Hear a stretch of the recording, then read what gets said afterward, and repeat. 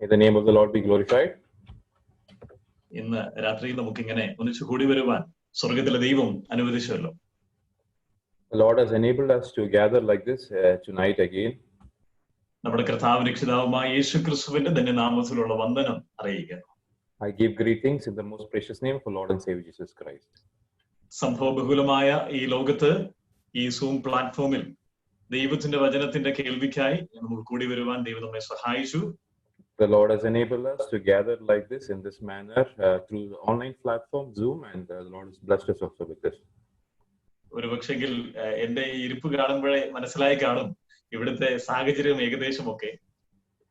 By the look of my place where I'm sitting, you would have understood the situation that we are in.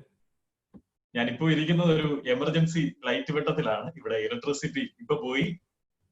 I'm currently sitting on an emergency lamp and the electricity has just shut down right now. മഴയുടെ വലിയ പ്രയാസം നാട്ടിൽ ഇപ്പോൾ ഉണ്ട്. അതിൻ്റെതായ ബുദ്ധിമുട്ടാണ് ഈ കറണ്ടിന്റെയും നെറ്റ്വർക്കിന്റേതും ഒക്കെ. And there is a good amount of rain that is happening in India, and that's why this electricity shutdown is there. ഇന്ന് നിങ്ങളെ എല്ലാവരെയും ഈ നിലയിൽ കാണുവാൻ കഴിഞ്ഞതിൽ വളരെയധികം ഞാൻ സന്തോഷിക്കുന്നു. ദൈവത്തെ മഹത്വപ്പെടുത്തുന്നു. I praise and thank the Lord for enabling me to gather like this and see each one of you in this platform. ദൈവവചന ശുശ്രൂഷയ്ക്കായി എനിക്ക് ഇങ്ങനെ ഒരു അവസരം നൽകി തന്ന പ്രിയപ്പെട്ടവരോടുള്ള നന്ദിയും പറയും. I also give thanks to the church for giving me this opportunity to share the word. ദൈവത്തിന്റെ വചനവുമായി നിൽക്കുവാൻ കഴിയുക എന്നത് എന്നെ സംബന്ധിച്ചോളം വളരെ സന്തോഷവും ദൈവത്തെ ഒരുപാട് സ്തുതിക്കേണ്ടതുമായ ഒരു കാര്യം തന്നെയാണ്. And whenever I stand with the word of God, it is a great joy for me, and it's always thankful. It's a thankful heart that I'm always here. ഞാൻ സമയം വളരെ ശ്രദ്ധിച്ചെടുക്കണമല്ലോ, അതുകൊണ്ട് ഞാൻ വേഗത്തിൽ സന്ദേശത്തിലേക്ക് കടക്കാം. And since because I need to take care of the time, I will also go further to the word. നമ്മുടെ ഇടയിൽ സമയത്തിന് വളരെ പ്രാധാന്യമുണ്ട്. And amongst us, the time is having a great value. ഞാൻ ബൈബിൾ കോളേജിൽ പഠിക്കുന്ന സമയത്ത് എല്ലാ ദിവസവും രാവിലെ മോർണിംഗ് ഡിവോഷൻ ഉണ്ടായിരുന്നു. And when I was studying in the Bible college, every day morning there was a Bible devotion time. 10 മിനിറ്റാണ് സമയം. And the time that was allocated was 10 minutes. ഓരോ സങ്കീർത്തനം എടുത്ത് 10 മിനിറ്റ് കൊണ്ട് ധ്യാനിക്കണം. അതാണ് ഓരോ സഹോദരന്മാരെ ഡെയിലി ചെയ്യണം. And daily, each brother used to take one psalm and used to share a thought on that for 10 minutes. എല്ലാ സഹോദരന്മാരും മിക്ക സഹോദരന്മാരും 10 മിനിറ്റ് മുകളിൽ പോകും. And most of the brothers used to cover or exceed that 10 minutes. ഒരു തമിഴ്നാട്ടിൽ നിന്നൊരു സഹോദരൻ ഉണ്ടായിരുന്നു. അദ്ദേഹം അതിൽ വളരെ ദുഃഖിച്ചിരുന്നു, അല്ലെങ്കിൽ അദ്ദേഹം വളരെ ദേഷ്യപ്പെട്ടിരുന്നു എന്നൊക്കെ അങ്ങനെ സമയം മുന്നോട്ട് പോകുമ്പോഴും. And a brother from Tamil Nadu usually used to be upset because of that people were taking more time of that. ഒരു ദിവസം ഞാൻ വചന ശുശ്രൂഷ ചെയ്തിട്ട് ഇറങ്ങി വന്നപ്പോൾ, and once when I had done the word ministry and was out, ഞാൻ പുറത്തേക്ക് വന്നപ്പോൾ ആ സഹോദരൻ എൻ്റെ അടുക്കൽ വന്ന് എന്നെ കെട്ടിപ്പിടിച്ചിട്ട് പറഞ്ഞു, brother, I like your message. And this brother hugged me and he said, brother, I like your message.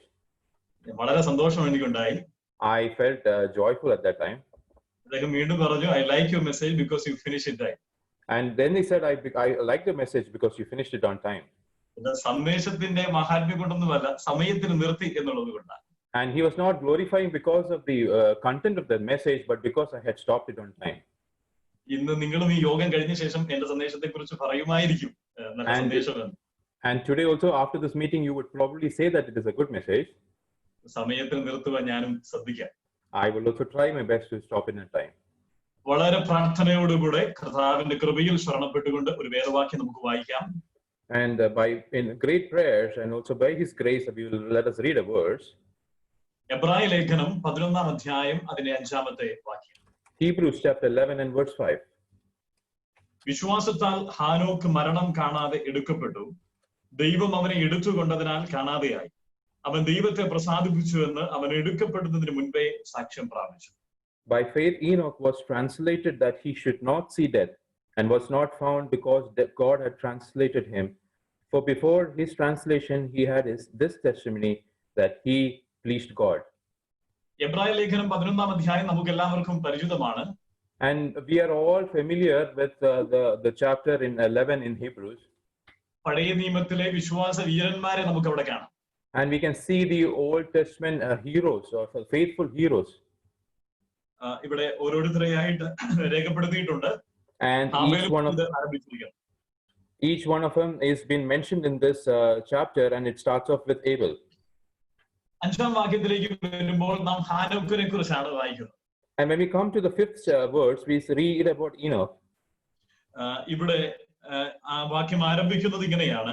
And the word starts like this. ഹാനോക്ക് മരണം കാണാതെ എടുക്കപ്പെട്ടു. And Enoch did not see death and was translated. സന്ദേശത്തിന്റെ പ്രാരംഭം എന്നോണം ഞാൻ ഇങ്ങനെ ഒന്ന് പറയട്ടെ. And by the beginning of this today's message, let me say like this. ഹാനോക്ക് നമ്മുടെ എല്ലാവരുടെയും ഒരു ചിത്രമാണ്. And Enoch is a picture for each one of us. ഇന്ന് ജീവിച്ചിരിക്കുന്ന ദൈവത്തിൽ വിശ്വസിക്കുന്ന ക്രിസ്ത്യാനികളായിരിക്കുന്ന നമ്മുടെ ഓരോരുത്തരെയും ചിത്രമാണ് ഹാനോക്ക്. And all the Christians that are living today, for them, this is a picture. നാം പ്രത്യാശയറ്റ ലോകത്താണ് ജീവിക്കുന്നത്. And we are living in a world that is without hope. എന്നാൽ നമുക്കൊരു പ്രത്യാശയുണ്ട്. But we have a hope. നമ്മുടെ കർത്താവായ യേശു ക്രിസ്തു നമുക്ക് വേണ്ടി ക്രൂശിൽ മരിച്ച് സ്വർഗാരോഹണം അടക്കപ്പെട്ട് ഉയർത്തെഴുന്നേറ്റ് സ്വർഗാരോഹണം ചെയ്തു. And because our Lord Jesus Christ was died and he was buried and he rose up. നമ്മെ ചേർക്കുവാൻ വേണ്ടി മടങ്ങി വരും എന്നൊരു വലിയ പ്രത്യാശ നമുക്കുണ്ട്. And we have a great hope that he is going to come and he is going to take us. നമ്മുടെ കർത്താവ് അടുത്ത നിമിഷം വന്നാൽ, and if our Lord comes in the very next second, ഹാനോക്കിനെ കുറിച്ച് ഇവിടെ പറഞ്ഞിരിക്കുന്നത് നമ്മെ കുറിച്ചും പറയും. And the same thing that was mentioned about Enoch, it will be mentioned about us as well. നാമും മരണം കാണാതെ തേജസ്കരിക്കപ്പെട്ട ശരീരമുള്ളവരായി എടുക്കപ്പെടും. And that we were also translated without seeing death. എത്ര വലിയ പ്രത്യാശയാണ് നമുക്കുള്ളത്. ദൈവത്തിന് മഹത്വം. And what a great joy we have, and all glory to him only. നമുക്ക് 5ാം വാക്യത്തിന്റെ ഒടുവിലേക്ക് നമ്മുടെ ശ്രദ്ധയെ തിരിക്കാം. Let us come to put our attention to the last part of verse 5. അവിടെ നാം ഇങ്ങനെയാണ് വായിക്കുന്നത്, അവൻ എടുക്കപ്പെടുന്നതിന് മുൻപേ സാക്ഷ്യം പ്രാപിച്ചു. For before his translation he had this testimony. ഹാനോക്ക് ഒരു സാക്ഷ്യം പ്രാപിച്ചു. And Enoch had a testimony. നാം ഓരോരുത്തരും എല്ലാ ദൈവമക്കളും നേടിയെടുക്കേണ്ട പ്രാപിക്കേണ്ട ഒരു സാക്ഷ്യമാണ് ഇവിടെ രേഖപ്പെടുത്തിയിരിക്കുന്നത്. And each of one of the believers is someone that has to get a testimony that is mentioned over here. 3 ലളിതമായ ചോദ്യങ്ങൾ ഞാൻ ഈ ഹാനോക്കിന്റെ സാക്ഷ്യത്തോടുള്ള ബന്ധത്തിൽ ഉയർത്തുകയാണ്. And I would like to raise 3 different questions that is in relationship to Enoch. ഒന്നാമത്തെ ചോദ്യം, the first question, എന്ത് സാക്ഷ്യമാണ് ഹാനോക്ക് പ്രാപിച്ചത്? And what kind of a testimony did Enoch receive? രണ്ടാമത്തെ ചോദ്യം, എപ്പോഴാണ് സാക്ഷ്യം പ്രാപിച്ചത്? The second question is that when did he get this testimony? മൂന്നാമത്തെ ചോദ്യം, എങ്ങനെയാണ് ആ സാക്ഷ്യം പ്രാപിച്ചത്? And thirdly, the question is that how did he receive this testimony? വളരെ ലളിതമായ 3 ചോദ്യങ്ങളാണ്. And these are very simple 3 questions. ഈ 3 ചോദ്യങ്ങൾക്ക് ഉത്തരം കണ്ട് നമ്മുടെ സന്ദേശം നമുക്ക് അവസാനിപ്പിക്കാം. And while we receive the answers to these 3 questions, we will end this word ministry today. ഒന്നാമത്തെ ചോദ്യം, The first question, എന്ത് സാക്ഷ്യമാണ് ഹാനോക്ക് പ്രാപിച്ചത്? what kind of a testimony did he receive? 5ാം വാക്യം അവസാനിക്കുന്നത് ഇങ്ങനെയാണ്. And the verse 5 ends like this. ദൈവത്തെ പ്രസാദിപ്പിച്ചു എന്നൊരു സാക്ഷ്യം പ്രാപിച്ചു. And he had this testimony that he had pleased God. ദൈവത്തെ പ്രസാദിപ്പിച്ചു. And he had pleased God. അത് മാത്രമാണ് നാം ഇവിടെ സാക്ഷ്യമായിട്ട് വായിക്കുന്നത്. That is the only testimony that is mentioned over here. ഹാനോക്ക് 300 വർഷക്കാലം ദൈവത്തോട് കൂടെ നടന്നുവെന്നോ ഭക്തിയോടെ ജീവിച്ചുവെന്നോ ഇതൊന്നും പറയുന്നില്ല ഇവിടെ. It doesn't mention anywhere about how he had lived with God or the time he had spent there. ദൈവത്തിന്റെ ആത്മാവ് ഇവിടെ ഹാനോക്കിന്റെ സാക്ഷ്യമായി രേഖപ്പെടുത്തിയിരിക്കുന്നത് ഇത്ര മാത്രമാണ്, ദൈവത്തെ പ്രസാദിപ്പിച്ചു. And the Holy Spirit is mentioning over here very clearly is that he had pleased God. ഞാനായിരുന്നു ഹാനോക്കിനെ കുറിച്ച് എഴുതിയിരുന്നെങ്കിൽ, if it was me who had written about Enoch, ഉൽപ്പത്തി പുസ്തകം 5ാം അധ്യായത്തിൽ ഹാനോക്കിനെ കുറിച്ച് പറഞ്ഞ കാര്യമൊക്കെ പറഞ്ഞേനെ. and whatever was mentioned in Genesis chapter 5, I would have said the same thing. അവിടെ നാം വായിക്കുന്നുണ്ട് 300 വർഷക്കാലം ഹാനോക്ക് ദൈവത്തോട് കൂടെ നടന്നു. And we see that almost around 300 years Enoch walked with God. ശ്രദ്ധിക്കണമേ, അവിടെ പറയുന്നത് ദൈവം ഹാനോക്കിനോട് കൂടെ നടന്നു എന്നല്ല. It is not that God had walked with Enoch.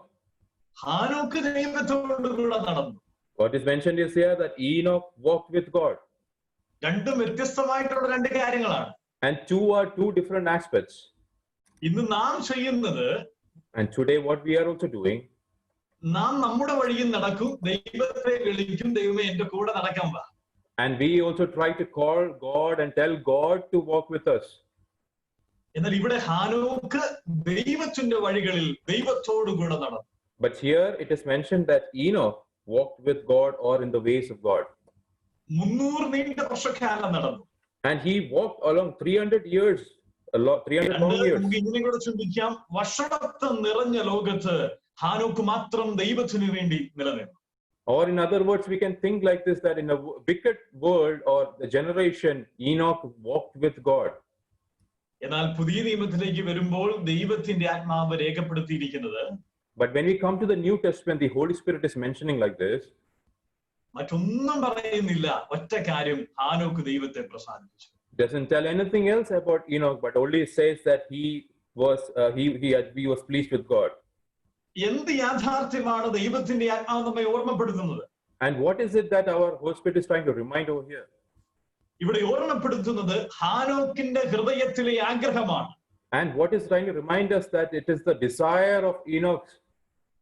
ഹാനോക്ക് ദൈവത്തോടുകൂടെ നടന്നതും ഭക്തിയോടുകൂടെ ജീവിച്ചതുമെല്ലാം, and whatever that Enoch had did when he walked with God in the holiness, എല്ലാം ദൈവത്തെ പ്രസാദിപ്പിക്കണമെന്നുള്ള ഉദ്ദേശത്തോടു കൂടെയായിരുന്നു. all that he desired was that he would be able to please God. ഭക്തിയോടുകൂടെ ജീവിച്ചത്, ദൈവത്തെ സ്തുതിച്ചത്, ഒറ്റയ്ക്ക് ദൈവത്തിന് വേണ്ടി നിലനിന്നത്, ദൈവത്തെ പ്രസാദിപ്പിക്കണം, അതാണ് ഹാനോക്കിന്റെ ഹൃദയത്തിലെ ആഗ്രഹം. And all that Enoch had desired in his life was that he would be able to be a righteous person and by pleasing God all the time. അത് ദൈവം കണ്ടതുകൊണ്ടാണ് പുതിയ നിയമത്തിൽ ഇത് മാത്രം പറഞ്ഞിരിക്കുന്നത്, ഹാനോക്ക് ദൈവത്തെ പ്രസാദിപ്പിച്ചു. And because God had seen that, and that is why it is mentioned in the New Testament that he pleased God. പ്രിയരെ, നമ്മെ കുറിച്ചുള്ള ദൈവത്തിന്റെ ആഗ്രഹവും അതുതന്നെയാണ്, നാം ദൈവത്തെ പ്രസാദിപ്പിക്കണം. Dear beloved, this is the only thing that God desires from us, that we will be able to please God. നാം എന്ത് ചെയ്താലും എന്ത് പ്രവർത്തിച്ചാലും അത് ദൈവത്തെ പ്രസാദിപ്പിക്കണമെന്നുള്ള ആഗ്രഹത്തോടെ ആവണം. And whatever it is that we are trying to do, whatever it is that we are doing in our lives, should be that we should only please our Lord. എന്നാൽ ഈ കാലഘട്ടത്തിൽ ദൈവം അന്വേഷിക്കുന്നത് അങ്ങനെയുള്ള ഹൃദയമുള്ളവരെ. And nowadays only God is trying to look into those people who have that kind of heart. പുതിയ നിയമത്തിലെ ഒരു ഭാഗത്തേക്ക് ശ്രദ്ധയെ തിരിക്കട്ടെ, വായിക്കുന്നില്ല. Let me put my attention to that portion in the New Testament. കൊരിന്ത്യർക്ക് എഴുതിയ 1-ാം ലേഖനം 10-ാം അധ്യായം അതിന്റെ 1 മുതൽ 5 വരെയുള്ള വാക്യങ്ങൾ. And 1 Corinthians chapter 10 and verse 1 down to 5. അവിടെ അപ്പോസ്തലനായ പൗലോസ് ഇസ്രായേൽ ജനത്തിന്റെ ഒരു പരാജയത്തിന്റെ മുന്നറിയിപ്പ് കാണിക്കുകയാണ്. And Apostle Paul is trying to remind about the failure that happened in the life of Israelites. അവിടെ ഒരു വാക്ക് ആവർത്തിച്ചു പറഞ്ഞിട്ടുണ്ട്. And again it is trying to repeat one particular sentence. ഒരു വാക്കാണ് അത്, എല്ലാവരും എന്നുള്ള വാക്ക്. And one particular word which is said, everyone. അവിടെ പറഞ്ഞിട്ടുണ്ട്, എല്ലാവരും ഒരേ ആത്മീയ ആഹാരം ഭക്ഷിച്ചു. And it was said that everyone or all had taken of that fruit. എല്ലാവരും ഒരേ ആത്മീയ പാനീയം കുടിച്ചു. And all did drink of that same spiritual drink. എന്നിട്ട് എല്ലാവരും ദൈവത്തിന്റെ എല്ലാ അനുഗ്രഹങ്ങളും അനുഭവിച്ചിട്ടുണ്ട് എന്നവിടെ പറഞ്ഞു. And all of them is can repeat and say that they had got the blessing from the Lord. എന്നാൽ 5-ാം വാക്യത്തിലേക്ക് വരുമ്പോൾ, and when it comes down to verse 5, നമ്മൾ വായിക്കുന്നു, എന്നാൽ എല്ലാവരിലും മിക്കവരിലും ദൈവം പ്രസാദിച്ച. But we said that with many of them God was not well pleased. അതാണ് നാം ഇന്നത്തെ ഒരു യാഥാർത്ഥ്യമായിട്ട് കാണാൻ കഴിയുന്നത്. And this is the actual fact that we can understand nowadays. അത് ഇന്നത്തെ ഒരു യാഥാർത്ഥ്യമാണ്. And that is a fact now.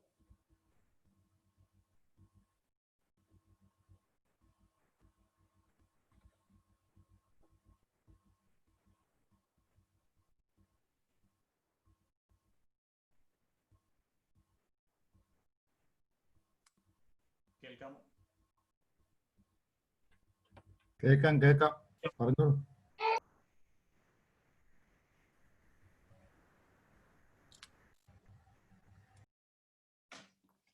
Sound പോയെന്ന് തോന്നുന്നു, കേൾക്കുന്നില്ല. എന്റേതാണോ കേൾക്കാത്തത്? ഇപ്പം കേൾക്കാം. ഓക്കെ, മ്യൂട്ട് ആയതായിരുന്നു. അപ്പോൾ അവിടെ നാം വായിക്കുന്നത് എല്ലാവരും എല്ലാ അനുഗ്രഹങ്ങളും അനുഭവിച്ചു, എന്നാൽ എല്ലാവരും ദൈവം പ്രസാദിച്ചില്ല. But it is written that everyone had received that blessing, but God was not well pleased with all. നമ്മൾ മടങ്ങി വരാം. ഹാനോക്കിന്റെ ജീവിതം നമ്മെ ഓർമ്മപ്പെടുത്തുന്നുണ്ട്. ഒരു സാക്ഷ്യം, എന്ത് സാക്ഷ്യം ഹാനോക്ക് പ്രാപിച്ചു? ദൈവത്തെ പ്രസാദിപ്പിച്ചു. Let us come back and see that Enoch was God was pleased with Enoch and what kind of a testimony he had received. നമുക്ക് രണ്ടാമത്തെ ചോദ്യത്തിലേക്ക് വേഗത്തിൽ കടന്നു വരാം. Let us come back quickly to the second question. രണ്ടാമത്തെ ചോദ്യം, എപ്പോഴാണ് സാക്ഷ്യം പ്രാപിച്ചത്? Second question is that when did he receive this testimony? നാം വീണ്ടും 5-ാം വാക്യത്തിന്റെ ഒടുവിൽ വായിക്കുന്നു. Again we read towards the last part of verse 5. അവൻ ദൈവത്തെ പ്രസാദിപ്പിച്ചുവെന്ന് എടുക്കപ്പെടുന്നതിന് മുൻപേ സാക്ഷ്യം പ്രാപിച്ചു. For this, before his translation he had this testimony. നാം ഇവിടെ വായിക്കുന്നു, എടുക്കപ്പെട്ടതിന് ശേഷമല്ല സാക്ഷ്യം പ്രാപിച്ചത്, എടുക്കപ്പെടുന്നതിന് മുൻപേ സാക്ഷ്യം പ്രാപിച്ചു. We read that he did not receive the testimony after he had said, but it is said that before his translation he had got his testimony. അതും അർത്ഥമാക്കുന്നത് അവൻ ഭൂമിയിൽ ജീവിച്ചിരുന്നപ്പോൾ തന്നെ ആ സാക്ഷ്യം നേടിയെടുത്തു. And in other words, it means that when he was in this world, he had received that testimony. സാധാരണ നമ്മുടെ ഇടയിൽ ഒരു സാക്ഷ്യം എപ്പോഴാണ് നാം നല്ലൊരു സാക്ഷ്യം ഒരാളെ കുറിച്ച് കേൾക്കുന്നത്? Usually, when is it that we are trying to receive a testimony of someone? നാട്ടിലേക്കൊക്കെ വന്നാൽ ശവസംസ്കാര ശുശ്രൂഷയുടെ അന്നാണ് സാക്ഷ്യങ്ങൾ ഏറ്റവും അധികം കേൾക്കുന്നത്. Or in other words, when we come back to the funeral services, when we receive a testimony of somebody. യാതൊരു ഗുണവുമില്ലാതെ കുരുത്തക്കേടുകളൊക്കെ കാണിച്ച് ജീവിച്ച ജീവിതമാണെങ്കിലും, though he would have lived a wicked life and do all kinds of naughtiness in this world, എന്നാൽ ആ ദിവസം ശവസംസ്കാര ദിവസമായിരിക്കും നല്ല വാക്കുകളൊക്കെ അദ്ദേഹത്തെ കുറിച്ച് കേൾക്കുന്നത്. And probably it would be during that funeral service where all the good things would be told about that particular person. ദൈവത്തിന് കൊള്ളാവുന്ന ജീവിതം നയിച്ച് നല്ല സാക്ഷ്യങ്ങളാണ് കേൾക്കുന്നതിൽ, അല്ലെങ്കിൽ നല്ല വാക്കുകൾ കേൾക്കുന്നതിൽ തെറ്റൊന്നുമില്ല. And there is no fault in if we are receiving hearing about good deeds about what we have done while we were in this world. എന്നാൽ ദൈവത്തിന്റെ വചനം നമ്മെ ഓർമ്മപ്പെടുത്തുകയാ, നാം എപ്പോഴാണ് സാക്ഷ്യം പ്രാപിക്കേണ്ടത്? But the Holy Spirit is trying to remind us again here that when we should be able to get this testimony. ഈ ഭൂമിയിലായിരിക്കുമ്പോൾ തന്നെ, എടുക്കപ്പെടുന്നതിന് മുൻപ് തന്നെ പ്രാപിക്കണം. But you need to receive that testimony while you are in this earth and before you leave this world. നമുക്കറിയില്ല നമ്മുടെ കർത്താവിന്റെ വരവ് എപ്പോഴാണെന്ന്. We do not know when is it that our Lord is going to come. നമുക്കറിയാത്ത മറ്റൊരു കാര്യങ്ങളുണ്ട്. കർത്താവിന്റെ വരവ് താമസിക്കുന്നുവെങ്കിൽ നാം എപ്പോൾ ഈ ലോകത്തു നിന്ന് മാറ്റപ്പെടുമെന്നും നമുക്കറിയില്ല. And we also do not know when the Lord's coming is tarrying and how we will be able to depart from this world.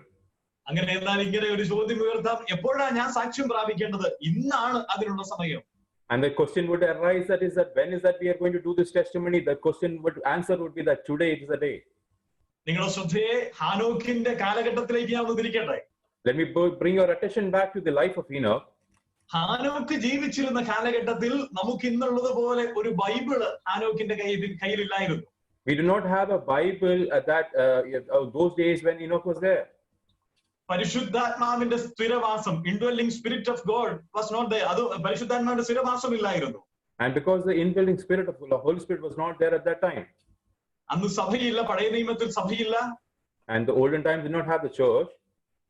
ആത്മീക മൂപ്പന്മാരില്ല, സുവിശേഷകന്മാരില്ല. There is no spiritual elders or evangelists in that time. ഇങ്ങനെയുള്ള മീറ്റിങ്ങുകളോ കോൺഫറൻസുകളോ കൺവെൻഷനുകളോ Bible സ്റ്റഡികളോ ഒന്നുമില്ലായിരുന്നു. There is no such kind of meetings or conferences or conventions at those times. എന്നിട്ട് നാം വായിക്കുകയാണ്, ഹാനോക്ക് ദൈവത്തെ പ്രസാദിപ്പിച്ചു. But still we read that Enoch pleased God. നമ്മിലേക്ക് നമ്മുടെ ശ്രദ്ധയൊന്ന് തിരിക്കണമേ. Let us bring back our attention to us. ഇന്ന് എത്രയോ അനുഗ്രഹങ്ങളാണ് നമുക്കുള്ളത്. What kind of blessings are we receiving nowadays? നമ്മുടെ കരങ്ങളിൽ ബൈബിൾ ഇന്നുണ്ട്, പൂർണ്ണ ബൈബിൾ ദൈവവചനം നമ്മുടെ കരങ്ങളിലുണ്ട്. We have the Bible which is completely written to us. പരിശുദ്ധാത്മാവിന്റെ സ്ഥിരവാസം നമ്മിലുണ്ട്. The Spirit is inbuilt in us. നമ്മുടെ ഇടയിൽ മൂപ്പന്മാരുണ്ട്, നമുക്ക് ബൈബിൾ ക്ലാസുകളുണ്ട്, കൺവെൻഷൻ ഉണ്ട്, യോഗങ്ങളുണ്ട്, എത്രയോ ആത്മീക പ്രോഗ്രാമുകൾ നമുക്കുണ്ട്. We have all the elders with us. We have evangelists with us. We have a lot of other programs and conventions and conferences amongst us. ചോദ്യം ഇതാണ്, നാം എത്രയധികമായിട്ട് ഇന്ന് ഹാനോക്കിനേക്കാളും അധികമായിട്ട് ദൈവത്തെ പ്രസാദിപ്പിക്കേണ്ടിയിരിക്കുന്നു. The question is that are we able to please God more than Enoch? ഹാനോക്ക് നമുക്ക് വലിയൊരു വെല്ലുവിളിയാണ്. And a big the example is given as by Enoch. വലിയൊരു ചലഞ്ച്, വലിയൊരു വെല്ലുവിളിയായി, ചലഞ്ച് ആയിട്ട് നമ്മുടെ മുമ്പിൽ ഹാനോക്ക് നിലനിൽക്കുകയാണ്. A big challenge that is being given to Enoch. നാം സാധാരണ ഇങ്ങനെയുള്ള പഴയ നിയമത്തിലെ ഭക്തന്മാരെ കുറിച്ച് പറയുമ്പോൾ, And usually when we talk about the Old Testament barriers, ചിലരെങ്കിലും പറയും, സഹോദര ഇതൊന്നും ഞങ്ങളോട് പറയണ്ട. and some would say that, brother, don't mention this to us. അബ്രഹാമും ഹാനോക്കും ഒക്കെ അന്ധകാലത്ത് അന്ന് ജീവിച്ചവരാണ്. And Abraham and Enoch were those people who had lived at those time. നമ്മുടെ കാലത്ത് ജീവിച്ചവരല്ല.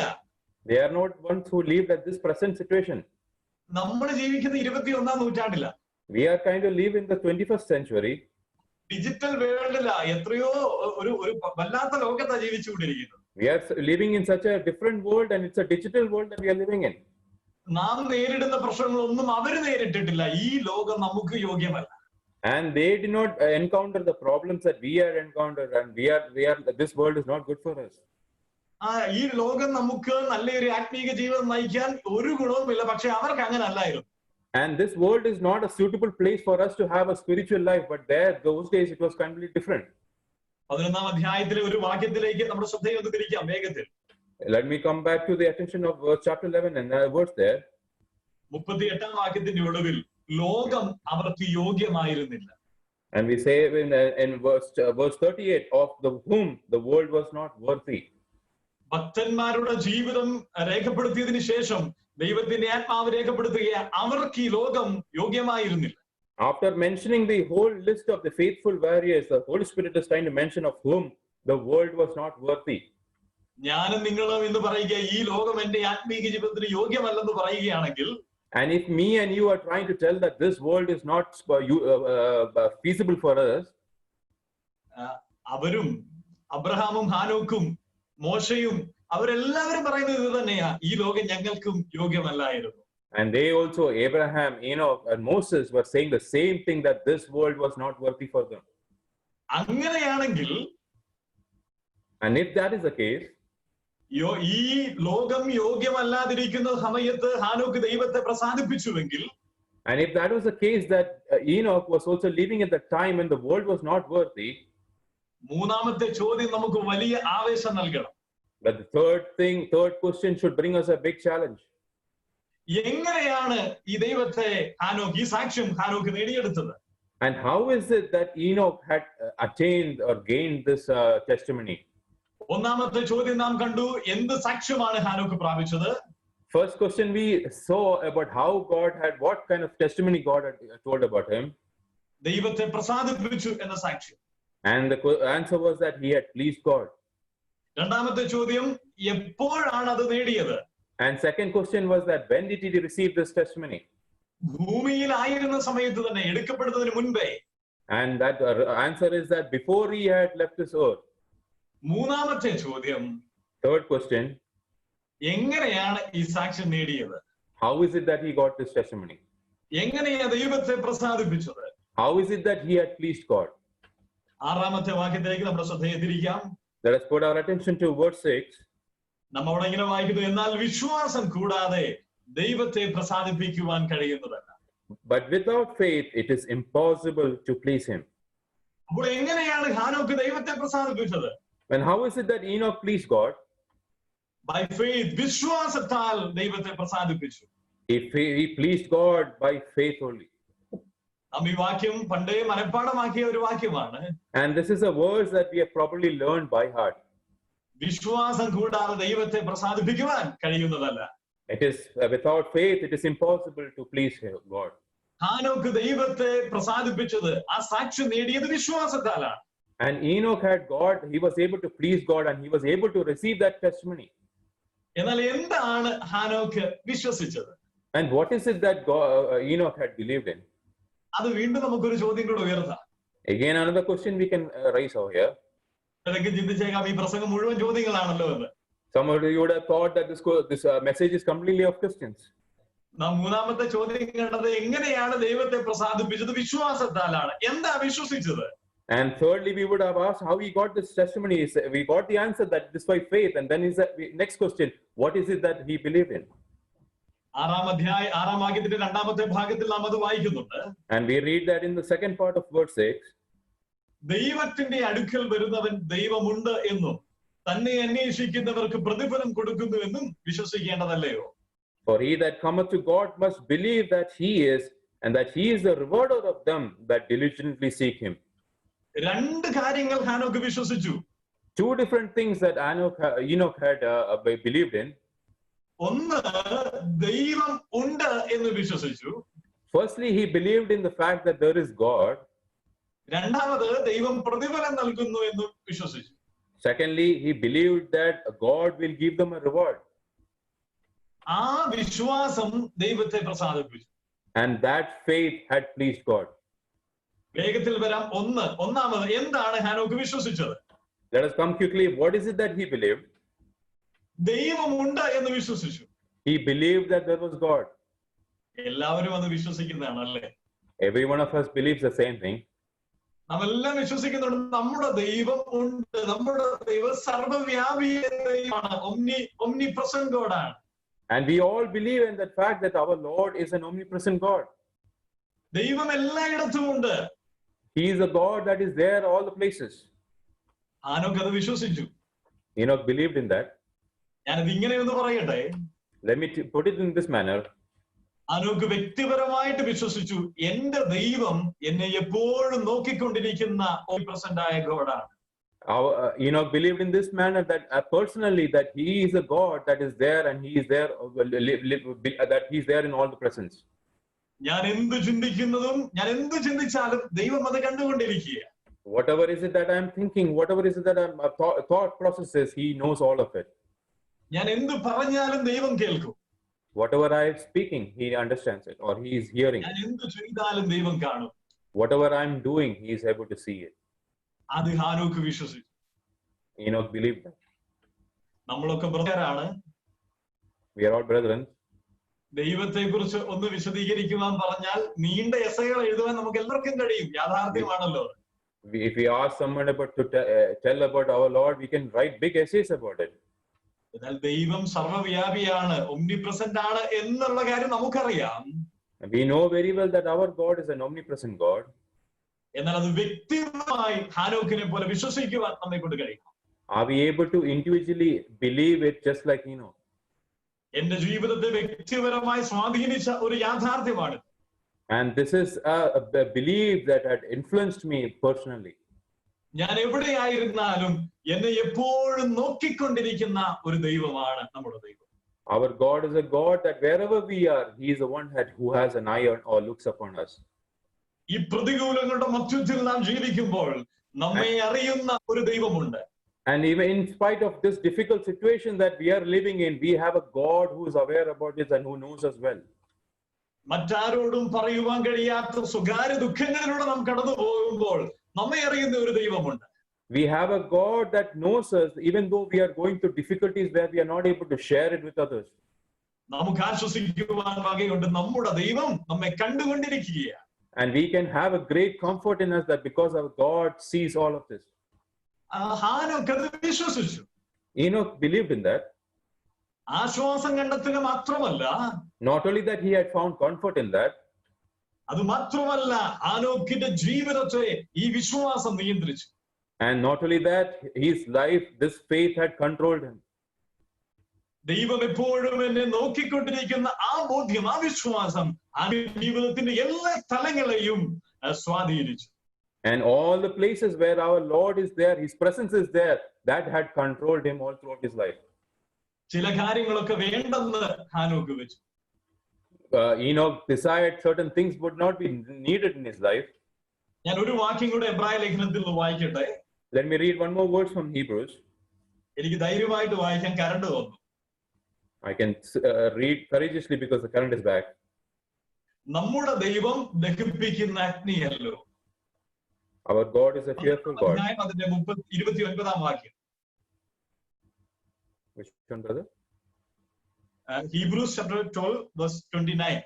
12 verse 29. For our God is a consuming fire. നമ്മുടെ ദൈവം ദഹിപ്പിക്കുന്ന അഗ്നിയല്ലോ. For our God is a consuming fire. പല ആളുകളും വിശ്വസിക്കുന്നത് ഈ കാര്യം ഇങ്ങനെ ദൈവത്തെ കുറിച്ച് പറഞ്ഞിരിക്കുന്നത് പഴയ നിയമത്തിൽ മാത്രമാണെന്നാണ്. Many people think that what is mentioned about God here is towards the Old Testament time. പുതിയ നിയമത്തിലെ ദൈവം സ്നേഹവാനായ ദൈവമാണ്.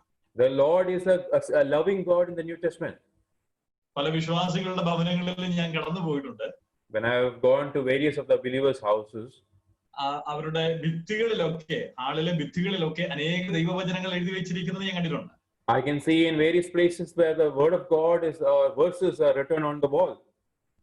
ദൈവം സ്നേഹവാനാണ്, ദയാലുവാണ്, ഇങ്ങനെയുള്ള അനേക വാക്യങ്ങൾ രേഖപ്പെടുത്തിയിട്ടുണ്ട്. Various verses are mentioned about a God is a loving God, is a merciful God. എന്നാൽ ഇങ്ങനെ ഒരു വാക്യം ഞാൻ ഇതുവരെ ഒറ്റ വീട്ടിൽ കണ്ടിട്ടില്ല. But I have never seen this verse mentioned anywhere.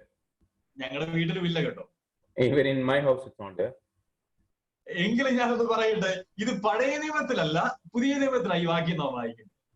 This is not a verse that we are reading in the Old Testament, but this is a verse that is read in the New Testament. ഇത് ദൈവത്തെ കുറിച്ച് പറയുവാൻ എല്ലാവരും മിക്കവർക്കും ഭയമാണ്. Many of us are fearful of this fact. ഞാൻ ഇങ്ങനെ ഒന്ന് പറയട്ടെ, ഹാനോക്കിന്റെ ജീവിതത്തോട് ചേർത്ത്. Let me tell you like this, and close along with the life of Enoch. ഈ ദഹിപ്പിക്കുന്ന അഗ്നിയായിരിക്കുന്ന ദൈവം എന്നെ എപ്പോഴും നോക്കുകയാണ് എന്നുള്ള വിശ്വാസം ഹാനോക്കിനുണ്ടായിരുന്നു.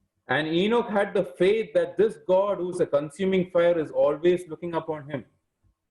അത് ഹാനോക്കിന്റെ ജീവിതത്തെ നിയന്ത്രിച്ചു. And that controlled his life. പാടില്ലാത്ത ചില വാക്കുകൾ മാറ്റിവെച്ചു.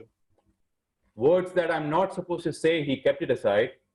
ചില ചിന്തകളും ചില പ്രവൃത്തികളും മാറ്റി ഹാനോക്ക് വെച്ചു. Certain actions, certain thoughts, he had kept it aside. ദൈവത്തെ പ്രസാദിപ്പിച്ചു. He pleased God. ഇന്ന് നമ്മളും പ്രിയരെ ഇത് വിശ്വസിക്കണം. ദൈവത്തിൽ നാം വിശ്വസിക്കണം. നമ്മുടെ ദൈവം ദഹിപ്പിക്കുന്ന അഗ്നിയാണ്. Dear beloved, you also should believe in the thing that our God is a consuming fire God. ആരാണ് അത് വിശ്വസിക്കുന്നത്? Who are the ones who are going to believe this? നമുക്ക് എല്ലാവർക്കും ക്യാൻസർ എന്ന രോഗത്തെ കുറിച്ച് അറിയാം. We are all aware about the disease called cancer. അതിപ്പോ ലോകവ്യാപകമായിട്ടുണ്ടല്ലോ. And it is spreading across in the world. ആ രോഗത്തിന്റെ ഒരു ചികിത്സാ രീതി, ഒരു ചികിത്സ എന്ന് പറയുന്നത് radiation തെറാപ്പിയാണ്. And one of the treatment for that is radiation therapy. ഞാൻ മെഡിക്കൽ ഫീൽഡ് അല്ലാത്തത് കൊണ്ട് ഒരുപാട് പറയുന്നില്ല. Because I'm not in the medical field, I'm not going to talk much about it. എങ്കിലും എന്റെ പിതാവ് നേരത്തെ ഒരു രോഗിയായിരുന്ന സമയത്ത് ഈ ചികിത്സയിലൂടെ കടന്നു പോയിട്ടുള്ളത് ഏകദേശം കാര്യങ്ങൾ എനിക്കറിയാം. Because my father was with having this disease, so I am aware about a little bit of this. ഈ റേഡിയേഷൻ തെറാപ്പി എന്ന് പറയുന്നത് ക്യാൻസർ സെല്ലുകളെ നശിപ്പിച്ച് കളയുന്ന ഒരു ചികിത്സയാണല്ലോ. This treatment is where the cancer cells are destroyed. ഈ ചികിത്സയിലൂടെ കടന്നു പോകുമ്പോൾ ചിലപ്പോൾ മുടി നഷ്ടപ്പെട്ടേക്കാം. While you go through this treatment process, probably our hair would get lost. നമുക്ക് ശാരീരികമായി ബലഹീനതയുണ്ടാകും. You will have weakness on your body. പണം നഷ്ടം ഉണ്ടാകും. You would have loss of money. എങ്കിലും ഇതുവരെയും ഒരു ഒറ്റ രോഗിയും പറഞ്ഞിട്ടില്ല. But till date, not even one patient had said like this. എന്റെ മുടി പോകുന്നത് കൊണ്ട് എനിക്ക് ഈ ചികിത്സ എനിക്ക് വേണ്ടത്. Because of hair loss, I am not going to take this treatment. No one has said like this. എന്താ കാരണം? What is the reason? എനിക്ക് ആ രോഗി ക്യാൻസർ രോഗത്തെ അത്രമാത്രം വെറുക്കുകയാണ്. അതെങ്ങനെങ്കിലും അതിൽ നിന്ന് ഒഴിഞ്ഞു കിട്ടണം. അതുകൊണ്ട് മുടി പോയാലും പ്രശ്നമില്ല, പണം പോയാലും പ്രശ്നമില്ല, കുറച്ച് നാൾ ബലഹീനമായിരുന്നാലും പ്രശ്നമില്ല. Because he does not like that disease called cancer. So even if it is a loss of money, even if it is a loss of hair, it's no problem. Just continue with the treatment. നമ്മുടെ ദൈവം ദഹിപ്പിക്കുന്ന അഗ്നിയാണെന്ന് ആരാണ് വിശ്വസിക്കുവാൻ തയ്യാറാകുന്നത്? Who is the one that is going to believe that our God is a consuming fire? പാപത്തെ ഒരു cancer രോഗത്തെ പോലെ കാണുവാൻ, ഒരു ക്യാൻസർ നമ്മെ കാർന്നു തിന്നുന്ന ക്യാൻസർ ആയിട്ട് ആര് കാണുന്നുവോ അവർ വിശ്വസിക്കും ഇത്. They who will think that sin is like a cancer, they will be the ones who are going to believe this. ആ ദൈവം എന്നെ നോക്കിക്കൊണ്ടിരിക്കുകയാണ്, അതുകൊണ്ട് ചില കാര്യങ്ങൾ എനിക്ക് വേണ്ട, ചില സുഖങ്ങൾ എനിക്ക് വേണ്ട എന്ന് വെക്കാം. Dear beloved, those things I do not need in my life. I will let go of all those things. ഹാനോക്ക് അത് വിശ്വസിച്ചു. Enoch believed in that. അത് ദൈവത്തിന് പ്രസാദകരമായി. And that was pleasing God. രണ്ടാമത് എന്താണ് ഹാനോക്ക് വിശ്വസിച്ചത്? Secondly, what did Enoch believe in? ദൈവത്തിന്റെ അടുക്കൽ തന്നെ അന്വേഷിക്കുന്നവർക്ക് പ്രതിഫലം കൊടുക്കുന്നു എന്നും വിശ്വസിക്കേണ്ടതല്ലയോ? And he that is a rewarder of them that diligently seek him. പ്രതിഫലം നൽകുന്ന ദൈവമാണ് നമ്മുടെ ദൈവമെന്ന് ഹാനോക്ക് വിശ്വസിച്ചു. And Enoch believed in the fact that our God is a God that will give us reward. വഷളത്വം നിറഞ്ഞ ഒരു ലോകത്ത് ഹാനോക്ക് തനിയെ ദൈവത്തിന് വേണ്ടി നിലനിന്നതിന്റെ കാരണം ഹാനോക്ക് ഇത് വിശ്വസിച്ചു. And Enoch believed in the fact when he lived in a wicked generation, yet he was able to please God. എന്റെ ദൈവം പ്രതിഫലം നൽകുന്ന ദൈവം. My God is a God that will give me rewards. സാധാരണ സഹോദരന്മാര് ചില യുവ സഹോദരന്മാര് പ്രത്യേകിച്ച് എന്നോട് പറയാറുണ്ട്. Usually the youngsters would tell me like this. നമ്മുടെ നാട്ടിലാണ്, അവിടെ അല്ല. It's in India, not here. ചില കാര്യങ്ങളൊക്കെ ഞാൻ ചെയ്യുന്നത് അങ്ങ് നിർത്തി, കാരണം ഒരു പ്രോത്സാഹനവും എനിക്കില്ലെന്ന്.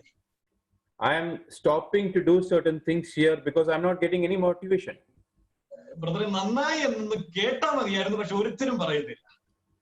Brother, I just want to hear that it is good, but none of them are able to say that. അതിന്റെ അവർ പറയാ പരിപാടി ഞങ്ങൾ നിർത്തി. So they say I'm stopping this program here.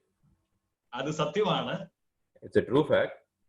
എന്റെ ജീവിതത്തിലും ഇപ്പോഴും അന്നും ഒക്കെ അങ്ങനെയുള്ള സാഹചര്യങ്ങളൊക്കെ കടന്നു വരാറുണ്ട്. Even in my life also now, those days also the similar situation comes. എന്നാൽ ഈ വാക്യം എന്നെ ബലപ്പെടുത്തിയ ഒരു വാക്യം. But this is a word that always encourages me. മനുഷ്യരുടെ പ്രതിഫലം നോക്കിയാൽ നിശ്ചയമായിട്ടും നിരുത്സാഹപ്പെടും. And if you try to look into the rewards of human or man here, you will be failure. എന്നാൽ ദൈവം പ്രതിഫലം നൽകുന്ന ദൈവമാണെന്ന് വിശ്വസിക്കണം. But you should have the faith that God is a God that will give us a reward. ആ ദൈവം വിശ്വസ്തയോടുകൂടി പ്രതിഫലം നൽകും. And that God will faithfully give us that reward. ഈ ലോകം നമുക്ക് യാതൊരു പ്രതിഫലവും നൽകിയില്ലെങ്കിലും ദൈവം നമുക്ക് നൽകും. Though this world will not give us any reward, God will be the one who will be giving us reward. ഞാൻ സാധാരണ പറയാറുണ്ട്, നമ്മുടെ സഭയിൽ കടന്നു ചെന്ന് ഒരു മാറ്റ് നിലത്ത് വിരിച്ചിട്ടാൽ അതിനുള്ള പ്രതിഫലം ദൈവം നമുക്ക് നൽകും. I usually tell like this, even if you put a mat in the church hall, you will get a reward for that. ദൈവനാമ മഹത്വത്തിന് വേണ്ടി ഒരു ഗ്ലാസ് വെള്ളം കൊടുത്താൽ അതിന് ദൈവം മാനിക്കും, നിശ്ചയമാണ്. And for the glory of God, if you are able to give a glass of water, God will definitely take care of that. ദൈവം നമ്മെ സഹായിക്കട്ടെ. ഹാനോക്ക് അത് വിശ്വസിച്ചു. Let the Lord help us. Enoch believed in that. ദൈവം എനിക്ക് പ്രതിഫലം നൽകുമെന്ന് ഹാനോക്ക് വിശ്വസിച്ചത് കൊണ്ട്, and because Enoch believed that God is the one who's going to reward him, ഈ വഷളത്വം നിറഞ്ഞ ലോകത്ത് ദൈവത്തെ പ്രസാദിപ്പിക്കാൻ ഹാനോക്കിന് സാധിച്ചു. and Enoch was able to believe or please God in that wicked generation as well. ദൈവം നമ്മെ ഓരോരുത്തരെയും സഹായിക്കട്ടെ. May the Lord bless each one of us. ഏതൊരു കോയിൻ എടുത്താലും, ഒരു നാണയം എടുത്താലും, you take any coin, അതിന് രണ്ട് വശമുണ്ട്. there are two sides of it. അതുപോലെ തന്നെ and just like that, ദൈവത്തിന് യോഗ്യമാകുന്ന ഒരു ജീവിതം നയിക്കുന്നുവെങ്കിൽ നിശ്ചയമാണ് വിശ്വസ്തനായ ദൈവം നമുക്ക് പ്രതിഫലം നൽകും. and if you are able to live a life that is pleasing to God, definitely there will be a reward for it. അതിന്റെ മറുവശമുണ്ട്. but there is another side to it. ദൈവത്തിന് അയോഗ്യമായ ഒരു ജീവിതം ഒരു ദൈവപൈതൽ ജീവിച്ചാൽ, if you live a life that is unworthy, അതിനുള്ള പ്രതിഫലവും, and there will be a reward for that also.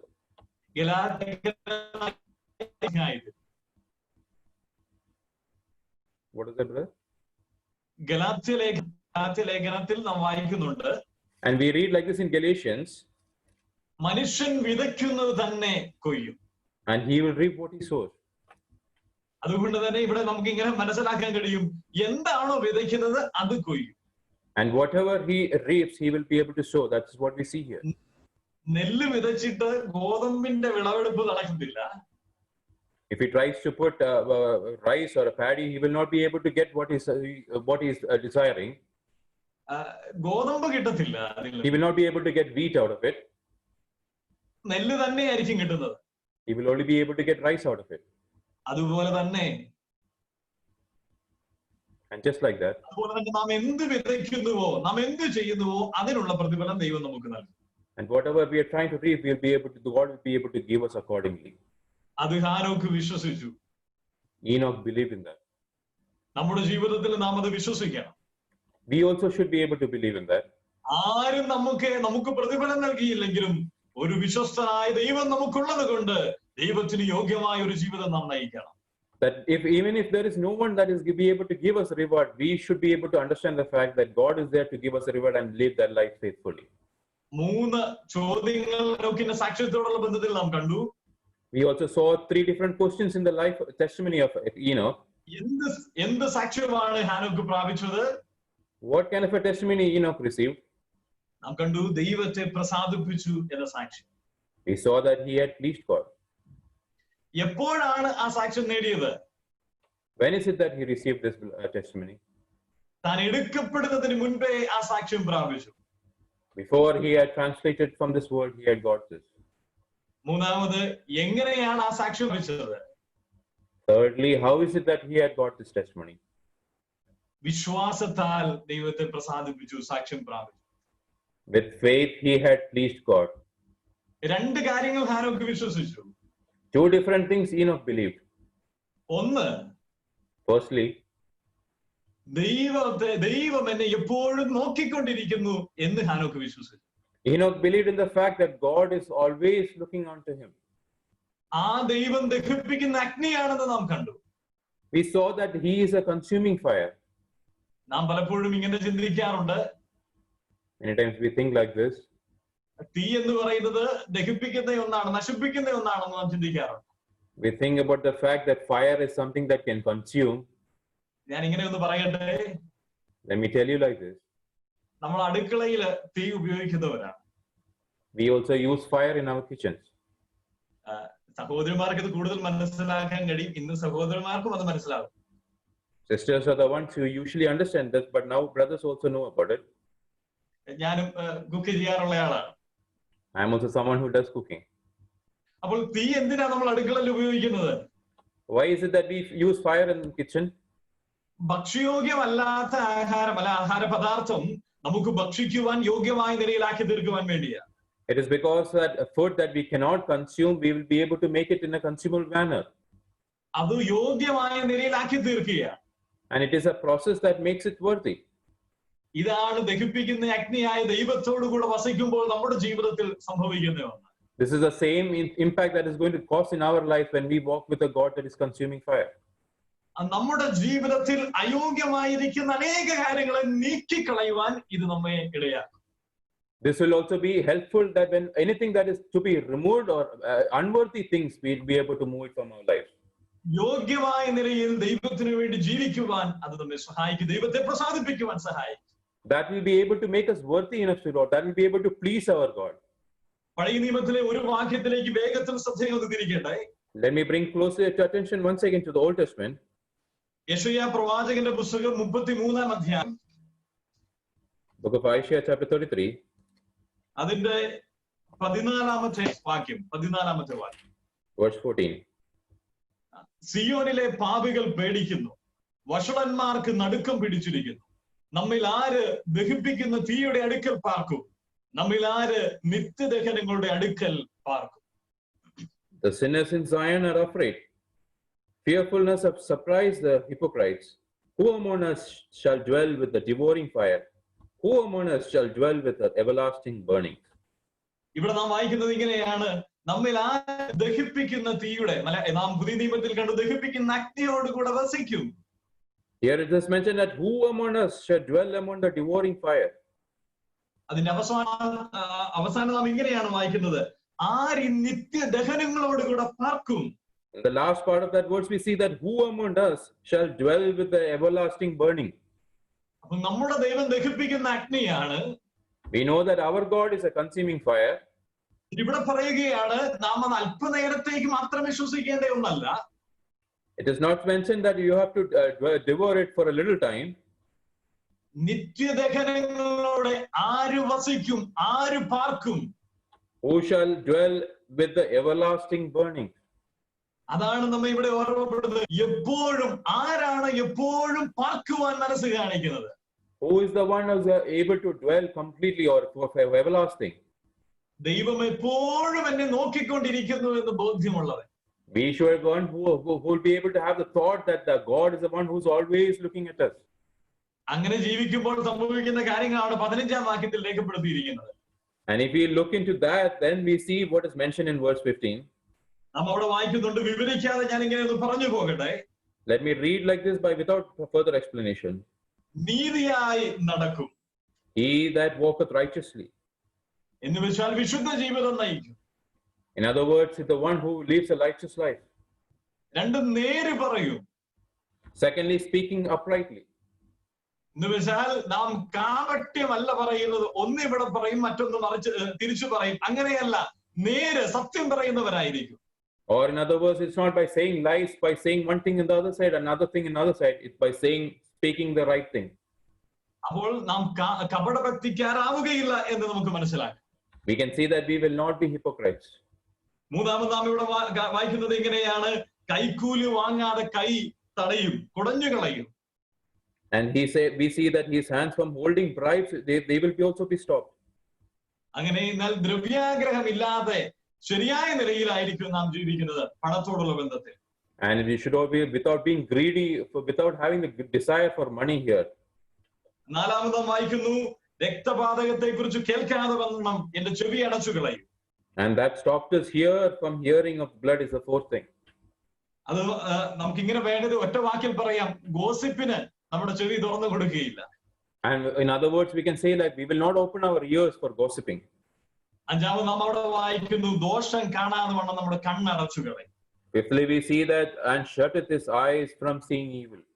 കാണാൻ പാടില്ലാത്തത് കാണാതിരിക്കാതെ നമ്മുടെ കണ്ണ് അടച്ചു കളയും.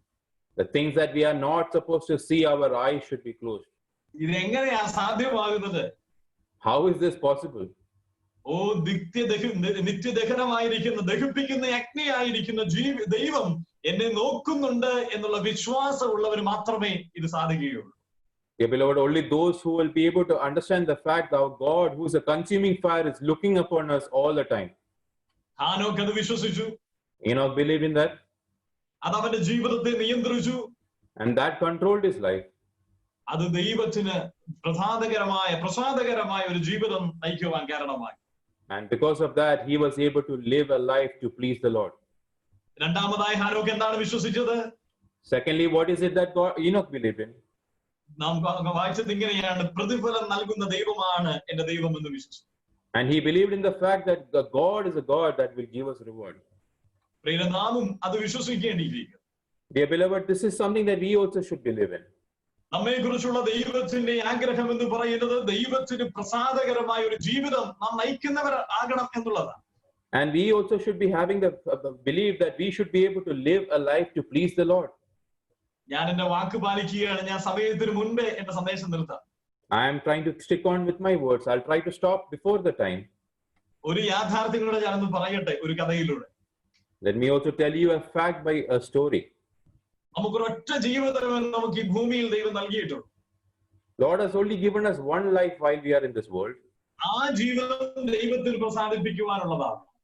And that life is also something that we need to please God. പണ്ടൊരു അമ്മച്ചിയും അപ്പച്ചനും ഒന്നിച്ച് തനിച്ച് പാർത്തിരുന്നു.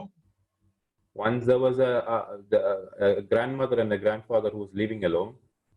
ഒരു ദിവസം ഈ അപ്പച്ചൻ ഒരു ദൂര യാത്രയ്ക്ക് അമ്മച്ചിയോട് യാത്ര പറഞ്ഞൊരു പെട്ടിയുമൊക്കെയായി വീട്ടിൽ നിന്ന് ഇറങ്ങി.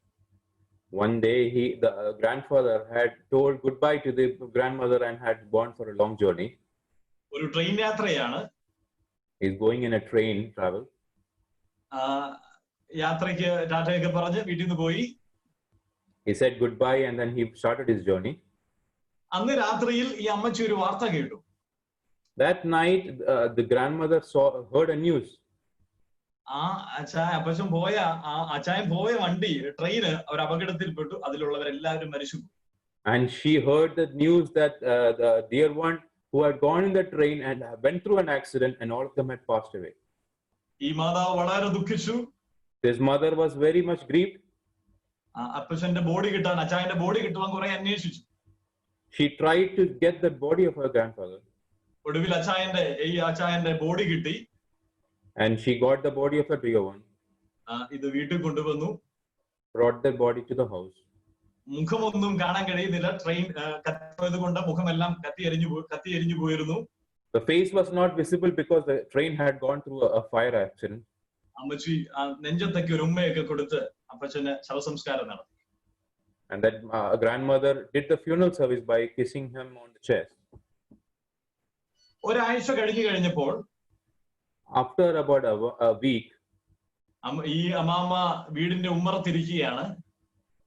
this mother is sitting in the sitting area. നോക്കുമ്പോൾ അച്ചായൻ പോയ ബാഗൊക്കെ പിടിച്ചുകൊണ്ട് നടന്നു വരികയാണ് വീട്ടിലോട്ട്. And here he's seeing her dear husband is coming with that bag towards the house. വീട്ടിൽ വന്നപ്പോൾ ഈ അമ്മാമ്മയ്ക്ക് ഭയങ്കര അതിശയമായി. അച്ചായൻ ഒന്നും പറ്റിയില്ലേ? And she felt so surprised by the fact that nothing had happened to this Dearborn. അച്ചായൻ അപ്പച്ചൻ ഇങ്ങനെ മറുപടിയായിട്ട് പറഞ്ഞു, ഞാൻ അന്ന് ആ ട്രെയിൻ അല്ല പോയത്, മറ്റൊരു ട്രെയിനാണ് പോയത്. And he replied saying that I did not go in that train, I had gone to the next train. അമ്മച്ചി ഇങ്ങനെ അമ്മാമ്മ ഇങ്ങനെ മറുപടിയായിട്ട് പറഞ്ഞു. And that grandmother replied like this. അപ്പൊ ഞാൻ കൊടുത്ത ഉമ്മയൊക്കെ ആർക്കാ? And then whom did I give that kiss to? ഏതോ ഒരുത്തനാ ഞാൻ എന്റെ ഉമ്മ മുഴുവൻ കൊടുത്തത്. I gave my kiss to another person. ഞാൻ ഇങ്ങനെ ഒന്നത് പറയട്ടെ. Let me say you like this. നാം ഈ ക്രിസ്തീയ ജീവിതം ഈ ഭൂമിയിൽ നയിക്കുമ്പോൾ, while we live the spiritual life in this world, നാം സങ്കീർത്തനം 2 ഇങ്ങനെ വായിക്കുന്നുണ്ട്.